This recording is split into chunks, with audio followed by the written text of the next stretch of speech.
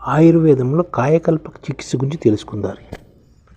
ఆయుర్వేదంలోని కాయకల్ప చికిత్స మానవుడు అంటే ముసలితనము, వ్యాధులు లేకుండా ఆరోగ్యం కలిగిన చిరకాలను జీవించేటట్లు చేసే చికిత్స విధానమే ఈ కాయకల్ప చికిత్స అనమాట. మానవుడు ముసలితనము, వ్యాధులు లేకుండా జీవించడమే చేసే చికిత్స అనమాట. జీవించేటట్లు చేసే చికిత్స విధానమే ఈ రసాయనిక చికిత్స విధానాన్ని కాయకల్ప చికిత్స అనమాట. అంటే మానవుడు వృద్ధాప్యం లేకుండా కొంతకాలం వృద్ధిగా ఉండడానికి, చిరకాలం వ్యాధులు లేకుండా ఉండడానికి చేసే చికిత్సని కాయకల్ప చికిత్స లేదా రసాయన చికిత్స అంటమాట. దీన్ని కొందరు కాయకల్ప చికిత్స కూడా అంటారు అనమాట. ఏది ముసలితనాన్ని, వ్యాధులను పోగొట్టి వయసును స్థిరంగా ఉన్నట్లు చేయునో, ఏది నేత్రములను హితవును, దేహపుష్టిని, శుక్లాన్ని పెంచుతుందో దాన్ని రసాయనం అంటారు అనమాట. రసాయన చికిత్స ద్వారా మనుష్యుడు దీర్ఘాయుషును, జ్ఞాపక శక్తిని, ధారణ శక్తిని, ఆరోగ్యమును, తరుణ వయస్సును, దేహపుష్టిని, ఇంద్రియ పాఠవమును, శరీరకాంతిని పొందుతాడు. మధ్య వయసులో నుండగల రసాయన ఔషధం సేవిస్తే ముసలితనం తొందరగా రాకుండా నిరోధించవచ్చును. 70 సంవత్సరాలు దాటిన వారిని కూడా వృద్ధులు అంటారు. అంటే 70 సంవత్సరాలలోపు 40 లేదా 50 సంవత్సరాలుగా శారీరక, మానసిక ముసలితనం రాకుండా చేయాలంటే రసాయన ఔషధాలు ప్రతి సంవత్సరము ఒక నిర్దిష్ట కాలంలో సేవించాలి. ఒక కాటేజీ లేదా గృహాన్ని నిర్మించి అందులో ఉంటూ రసాయన ఔషధాలను సేవించే విధానాన్ని కుటి ప్రావేశిక రసాయన విధి అంటారనమాట. అంటే ఒక కాటేజీలో ఉంటూ దాన్ని రసాయన సేవించేదాన్ని కుటి ప్రావేశిక రసాయన విధి అంటారనమాట. అటులు కాక బయట తిరుగుతూ అంటే ఎండ గాలి శరీరం తగులుతూ నిత్య విధులకు హాజరవుతూ ప్రత్యేక నియమాలు పాటించకుండా రసాయన ఆదాయాన్ని కూడా సేవించవచ్చు.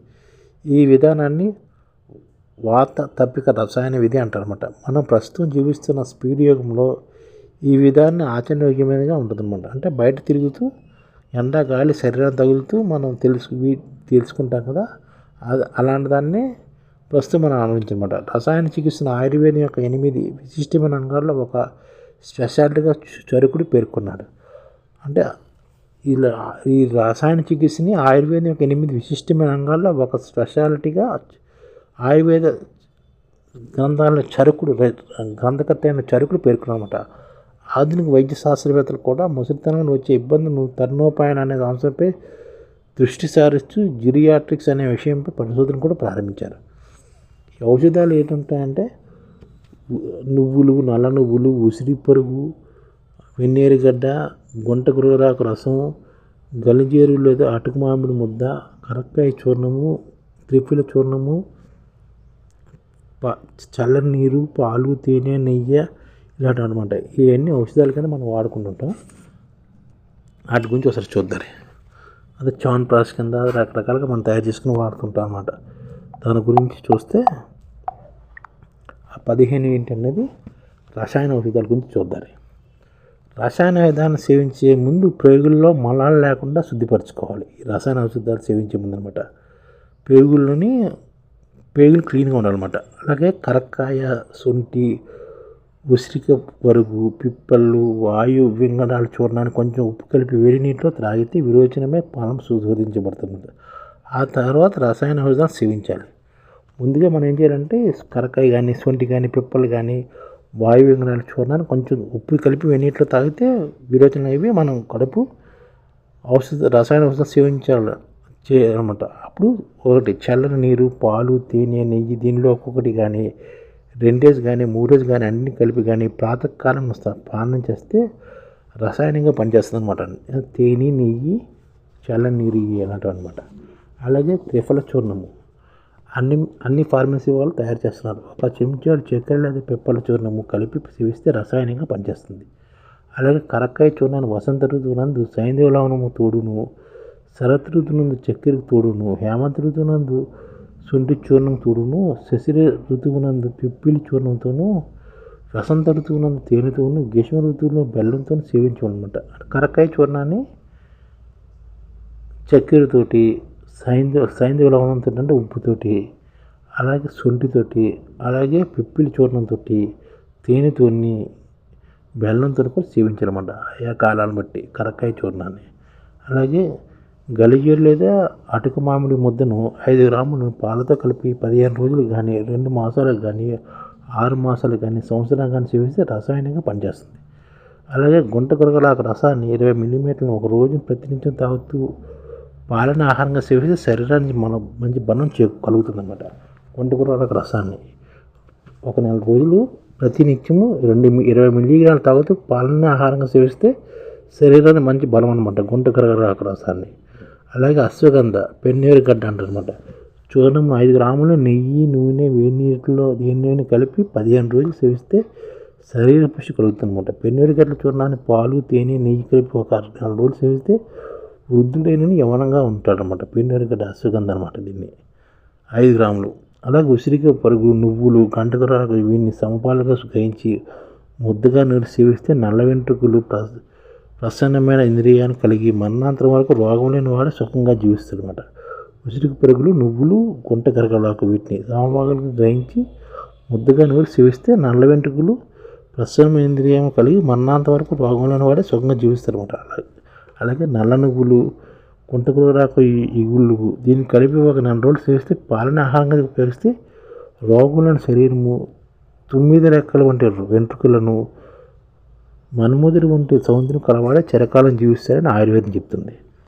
అలాగే ఉసిరి పరుగు, నువ్వులు, మోదుగ గింజలు చూర్ణం చేసి ఒక చెంచాడు తేనె, చక్కెర, నెయ్యి కలిపి రాత్రిపూట పడుకునేటప్పుడు పరిశీలిస్తే మంచి బలము, స్మృతి శక్తి కలిగి దీర్ఘకాలం జీవిస్తారని కూడా ఆయుర్వేదం చెప్తుంది.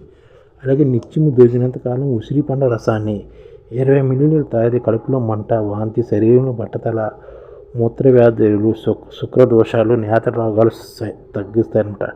నసుంపకత్వం కూడా పోగొడుతుందన్నమాట. అంటే నసుంపకత్వం అంటే కూడా పోతుంది. సరస్వతాకు, వస, కరక ఒలుపు, పిప్పళ్ళు, అడ్డ సరసపాకు, సైంధవంలో సంపద గ్రహించి చూర్ణాన్ని తెలివిలో కలిపి తేనెలో కలిపి 7 రోజులు సేవిస్తే కిన్నెరి కంఠం వంటి కంఠస్వరం గల వాడవుతాడనమాట.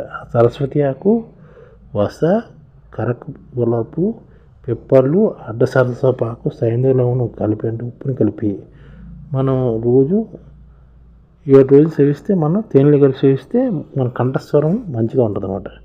అలాగే స్వర్ణ భస్వం అంటే బంగారు భస్వం 120 మిల్లీమీటర్ల మాత్రలో త్రిఫల చూర్ణము 3 గ్రాములు లేదా ఉసిరి వరకు చూర్ణం లేదా నేతిలో నిత్యం సేవిస్తే శ్రేష్టమైన రసాయన గుణం కలుగుతుంది.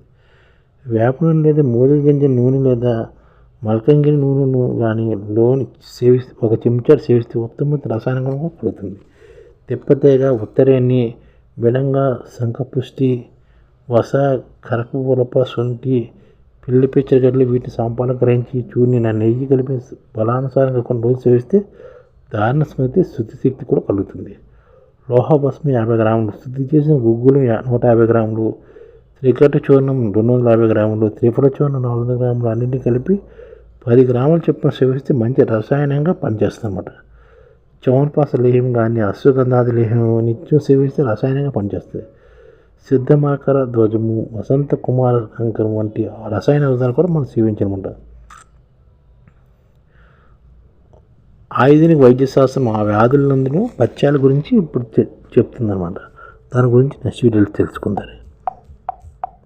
అందుకంటే ఈ ఛానల్ ముఖ్య ఉద్దేశం ఏంటంటే మన తెలుగు రాష్ట్రాల్లో 1 కోటి మందికి సంఘటిత రంగాల్లో ఏ విధంగా ఉద్యోగాలు ఇవ్వవచ్చు, కనీస నెల జీతం 30,000 వరకు ఏ విధంగా ఇవ్వవచ్చు, ఏ విధంగా చేస్తే ఉద్యోగాలు సృష్టించబడతాయో వివరిస్తూ ఈ ఛానల్ వీడియోలు వస్తాయి.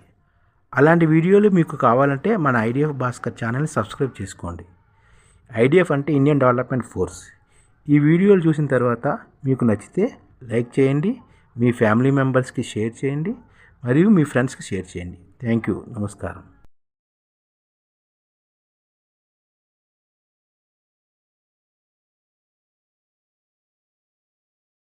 ఈ ఛానల్ ముఖ్య ఉద్దేశం ఏంటంటే మన తెలుగు రాష్ట్రాల్లో 1 కోటి మందికి సంఘటిత రంగాల్లో ఏ విధంగా ఉద్యోగాలు ఇవ్వవచ్చు, కనీస నెల జీతం 30,000 వరకు ఏ విధంగా ఇవ్వవచ్చు, ఏ విధంగా చేస్తే ఉద్యోగాలు సృష్టించబడతాయో వివరిస్తూ ఈ ఛానల్ వీడియోలు వస్తాయి. అలాంటి వీడియోలు మీకు కావాలంటే మన ఐడిఎఫ్ భాస్కర్ ఛానల్ని సబ్స్క్రైబ్ చేసుకోండి. ఐడిఎఫ్ అంటే ఇండియన్ డెవలప్మెంట్ ఫోర్స్.